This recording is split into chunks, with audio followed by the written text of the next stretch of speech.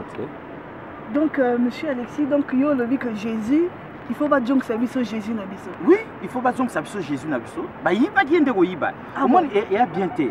Au moins, tant que tu arrives à Namike, tu as toujours la photo de la biso ya Nzambe. Et ça la vérité Nzambe. Il y a Kaysuki, donc il y a pembe bien là. Il y a commandé fou, mi soit bleu. Donc, avant de trône bien là na robe à pembe.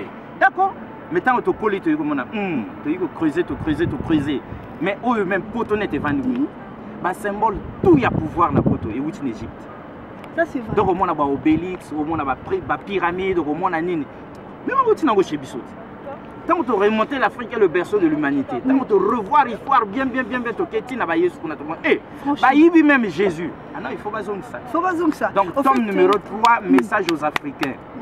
Message à l'Afrique et lui prend tout le bas. Bazong ça Yesu.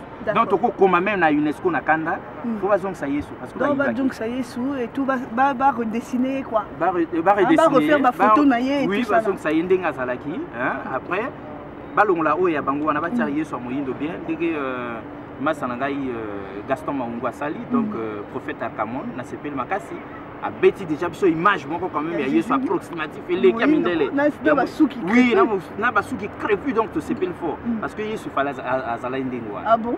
Ah d'accord. Et donc on a bosali ba recherche pour la prouver ngo bozolo biso kaka pona kola musabiso peuple africain. Bon, ce qu'on a ngena lo bango sérieusement na lopoto parce que le mal de l'Afrique, l'ennemi de l'Afrique, c'est l'Africain.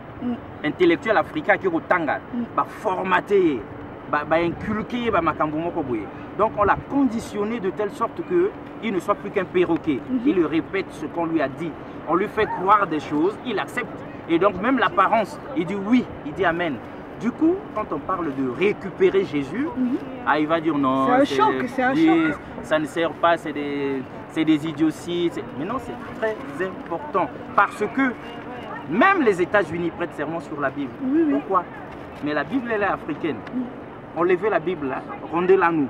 Que le président américain ne prête plus serment sur la Bible sans notre autorisation. Ah bon? Moi, je préfère que ce soit le président congolais. Eux, les chefs d'État africains prêteront serment sur la Bible et les nôtres. Et donc, qu'est-ce qu'ils ont fait en attendant? Ils ont falsifié l'histoire, ils l'ont retourné dans tous les sens pour faire croire que ça, c'est leur histoire et nous n'avons pas de relation avec la Bible. Or, nous, à l'origine, nous étions dans la Bible, nous étions en relation avec Dieu à travers cette Bible. Mais après, nous avions trahi Dieu. Donc, nous avons provoqué la colère de Dieu. Et donc, ça a donné le pouvoir. Mais Dieu de l'histoire parce qu'il avait dit, il a parlé du tourbillon de midi. À force de recevoir les hommes de Dieu en homéostasie, nous connaissons les prophéties. Donc maintenant, Dieu a ses yeux, il regarde l'Afrique. Il faut la moukati, il faut tout saisir à vous. Donc c'est notre histoire. On arrache ce qui nous appartient. On ne prend pas ce qui... Non, nous récupérons. On va se poser plusieurs questions. D'où vient le fait que quand on nous présentait Mamadou et Bineta, Balaxi Bakaz que l'école, alors que quand nous voyons l'Égypte a fait des trucs qu'on appelle pyramides, qu'ici ils n'arrivent même pas à pouvoir refaire. Ils l'ont fait en 3D, mais en vrai ils n'ont pas pu le refaire. Ils n'ont pas pu. Et puis le plus grave dans tout ça, c'est que même en Égypte, les Égyptiens ils connaissaient l'électricité. Voilà. Et donc ils avaient des lampes électriques. C'est grave ça. Mais donc le problème aujourd'hui, c'est de savoir, là je m'adresse aux intellectuels africains, c'est de savoir à quel moment nous avons perdu tout ce que nous avions en Égypte. Tout ce pouvoir, toute cette grandeur. Qu'est-ce qui s'est passé comme avec la disparition des dinosaures. Donc nous avons dégringolé pour retomber trop dans les derniers de l'humanité. Il y a problème. Et donc, pourquoi pas jeter un coup d'œil dans la Bible pour voir un peu quel est le parcours, qu'est-ce que Dieu a dit. Parce que nous autres, on est sceptiques, on est athées, à un certain moment on est ci, on est ça. Mais en creusant ici, on se dit, ces gens-là, ils ont une apparence d'athées, de scientifiques, de cartésiens. En réalité, ils ont une grande foi et ils croient en Jésus, alors même que Jésus ne leur appartient pas. Et ils vous donnent les lésions. Oui, que vous croyez, nous on ne croit pas, mais au fond, ils croient plus que nous. Donc la France elle-même, elle est appelée la fille aînée de l'Église. Voyez-vous, la fille aînée de l'Église, là ils font allusion à l'Église catholique. Et on voit bien que même le pouvoir étatique français respecte le Vatican. Ah oui. Respecte le Vatican. Et là, mais si c'était rien du tout, eh bien, ils sont foutraient. Donc ils nous font voir, ils nous font prendre un chemin détourné pour que nous allions errer là-bas éternellement. Mais cette fois-ci, Miss Soufongwami, tout ce tangi, le problème de il y a problème avec Sangwana Tango, le problème à mondial est en rapport sur l'école, il faut ngol biso pe miso, tangi, et tout comme tanga va livre ya komi. Si Koyo, il appartient à l'Afrique de prendre un bic rouge et de corriger l'histoire.